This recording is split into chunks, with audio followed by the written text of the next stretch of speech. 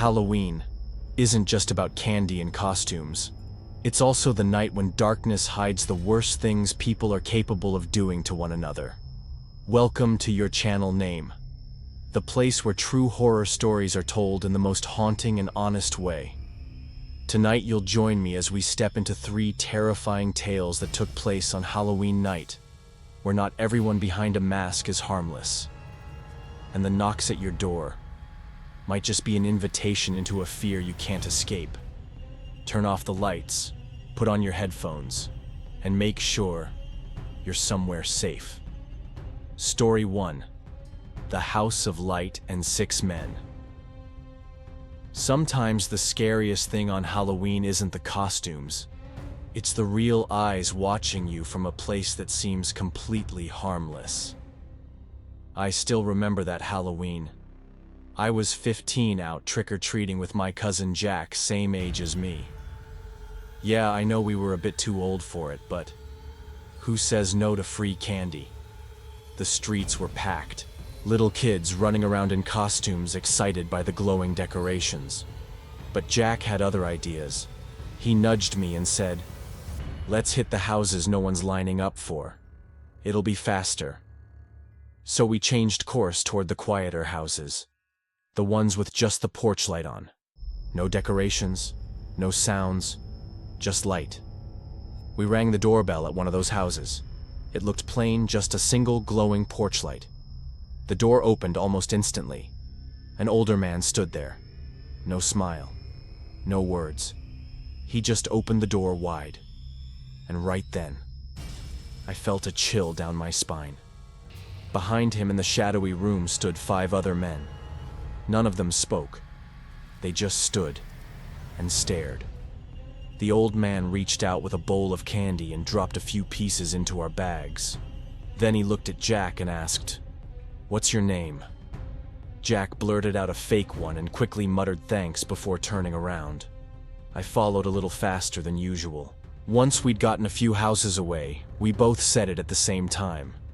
That was weird. No one in that house smiled. No Halloween decor. And the worst part, why were 6 grown men standing there? Just to hand out candy. We visited a couple more houses at the end of the block, then turned back toward mine. The air had grown colder. The wind whispered in my ears.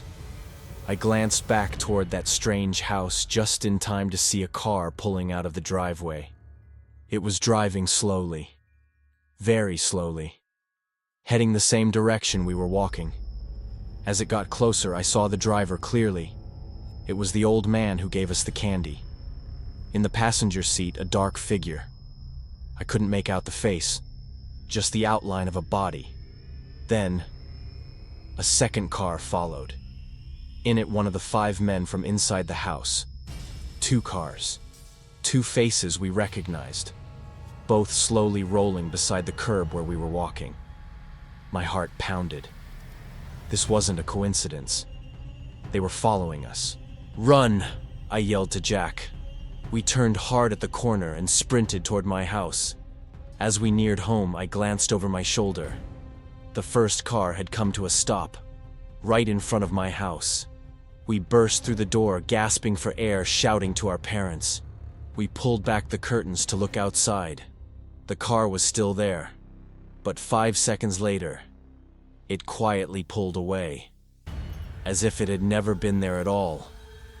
My parents told us not to panic, probably just a Halloween prank. But I know better.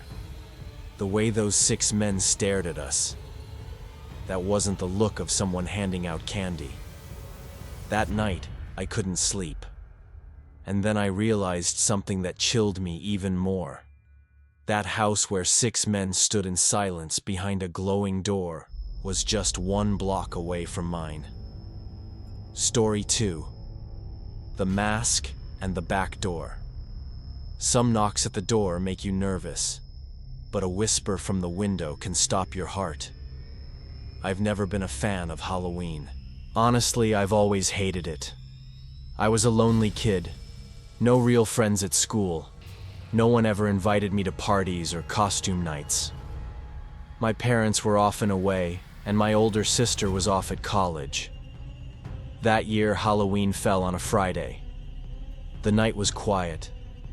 Children were out laughing and yelling in the streets, and I was home, alone. Before leaving, my mom left me a few bags of candy to give to the neighborhood kids. After a while, I got bored. I dumped an entire bag into a plastic bowl and left it on the porch. That way, I wouldn't have to keep answering the door and could just play games in peace. Everything was calm until the doorbell rang. I was surprised. The candy bowl outside was still full. I ignored it. The bell rang again, faster, more impatient this time. I paused my game and walked slowly downstairs to answer it. Standing in front of me were two people, both wearing plain white Guy Fawkes masks. They said nothing, just stood there holding nearly empty plastic bags. No trick or treat, no words, just staring. I forced a polite smile, grabbed some candy and dropped it into their bags. Just as I started to close the door, one of them in a low, even voice asked, "Are you home alone?" I froze. "No, my parents are here." I lied, my voice shaking. I didn't wait. I slammed the door shut, my heart pounding in my chest. I stood there pressed against the door, listening. Footsteps, moving away. I exhaled slowly, went back upstairs, but I couldn't focus on my game anymore. That question, "Are you home alone?" kept echoing in my mind. Then suddenly, thump. A loud noise against my bedroom window. I jumped. My room is on the second floor. How could anyone throw something up that high? I shut off the lights, crouched down beside the window and peeked out. Nothing. Thump again. Harder this time. This wasn't a prank. I knew it. I crept downstairs to the kitchen to call 911. I didn't have a cell phone, just an old iPod, so I had to use the landline. As I turned on the phone screen, bang, a loud, violent slam against the kitchen window. I screamed. My hands trembled as I punched in 911. I could barely speak. Someone's outside. They're trying to get in. Then I saw him.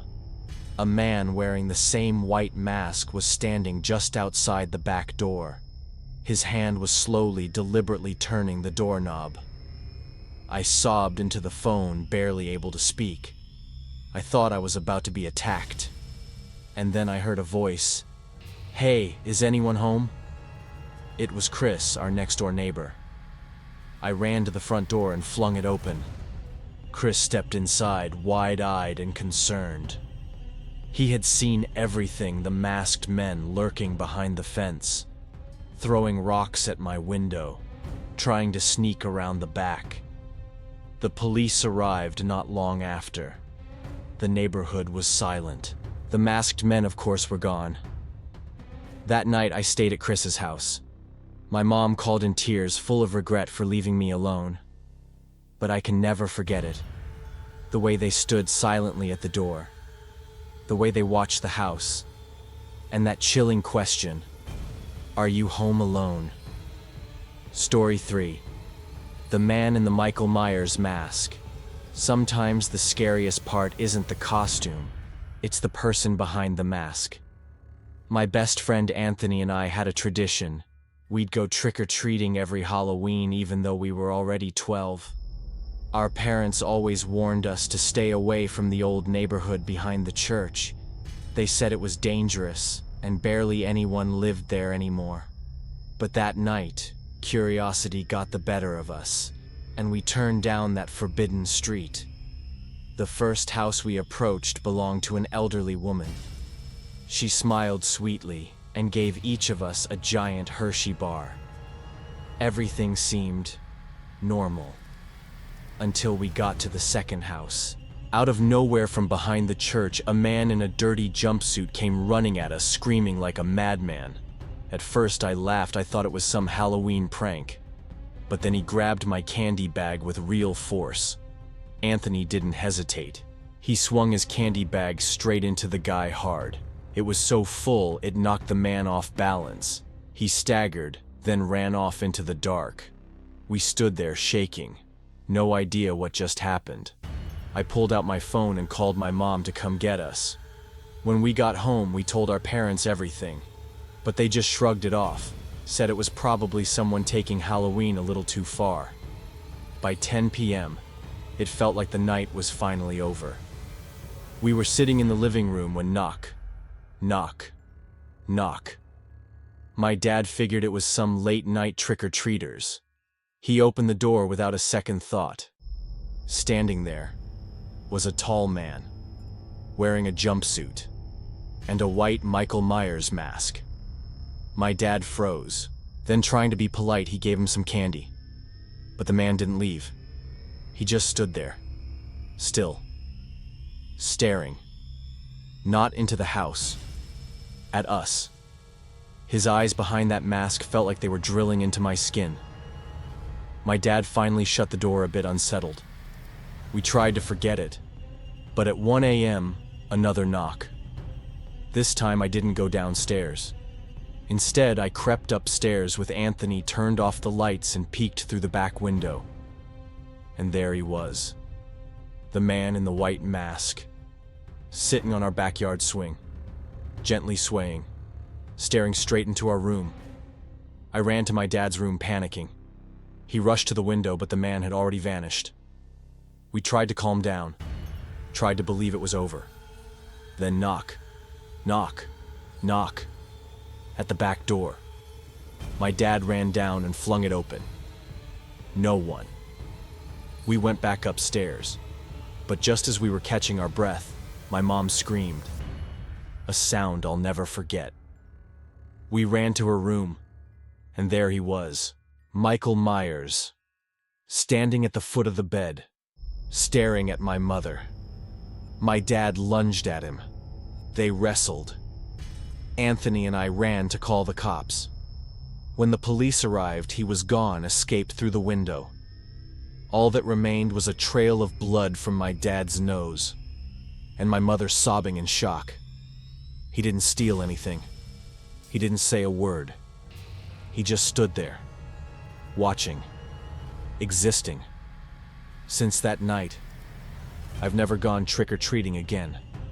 And every time I hear a knock after dark, I think about those eyes behind the white mask. Thank you for watching until the end. If you've ever had a strange, chilling, or unsettling Halloween night, share your story in the comments below. Who knows? It might just inspire our next video. Don't forget to like, subscribe, and turn on the notification bell so you never miss a new chilling tale. We don't tell these stories to scare you. We tell them because they really happened. See you in the next nightmare.